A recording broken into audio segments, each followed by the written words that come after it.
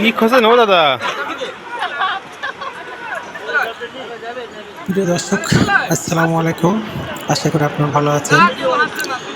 আমি বর্তমানে আছি কলকাতার মেদিনীপুর যে দীঘা সমুদ্র সৈকত আছে সেখানে।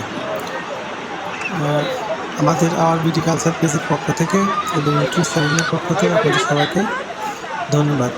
যেহেতু আপনারা আমাদের অনেকগুলো ভিডিও দেখেন, সেজন্য সবাইকে আবারও ধন্যবাদ। আমরা এই ভিডিওতে যেটা দেখতে পারছি,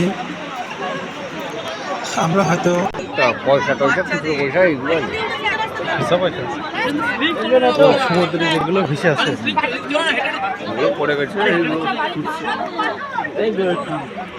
চান করতে আসে 1 টাকা 2 টাকা ফেলে ওইগুলো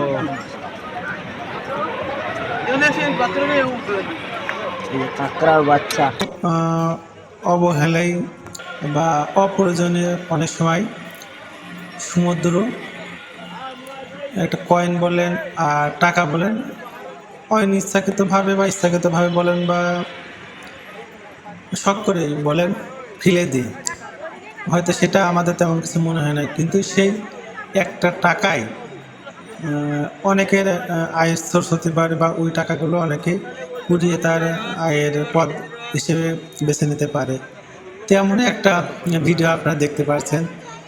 স্ক্রিনে যে দাদাকে দেখতে পাচ্ছেন, উনি এই দীঘা সমুদ্র সৈকতের পাশে যে এলাকা পাথরের স্তূপ আছে,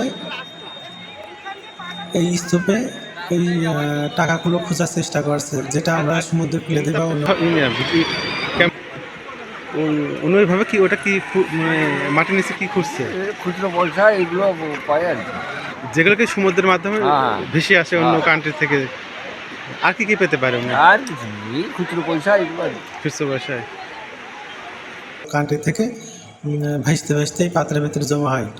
যখন জোয়ার আসে তখন উপরে পানি চলে আসে, যে কারণে এই পাথরগুলোতে অনেক সময় অনেক কিছুই আটকে থাকে। আর এই চাষা সেই টাকাগুলো খোঁজারই চেষ্টা করছে, যেটা এই টাকা দিয়ে সে হয়তো তার আয়ের সোর্সে যোগ করে তার প্রয়োজনীয় কেনাকাটা বা প্রয়োজনীয়তা মেটাতে পারে। এমন একটা দৃশ্য আপনারা দেখতে পাচ্ছেন। মূল বিষয় হচ্ছে এক একজনের আয়ের সোর্স বা ইনকামের পথ এক এক রকমের।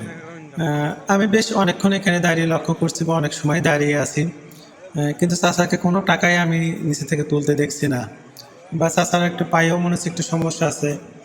এই অবস্থায় পাথর উঠতেও চাচার অনেক কষ্ট হয়েছে, কিন্তু তারপর চাচা এখানে চলাফেরা করেছে।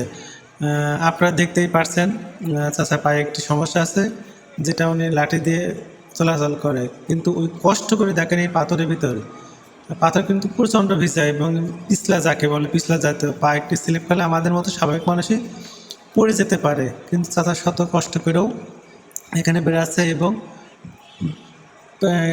কয়েন খোঁজার চেষ্টা করছে। বেশ অনেক সময় চেষ্টা করছে, বাট কিছু পারছে না।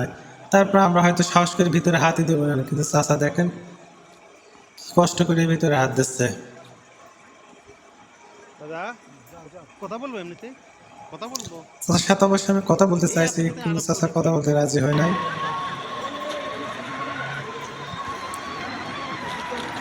কারোর কাছে হয়তো 2-1 টাকা কিছুই না, কিন্তু কারোর কাছে কত প্রয়োজনীয় সেটা আপনারা দেখতে পাচ্ছেন।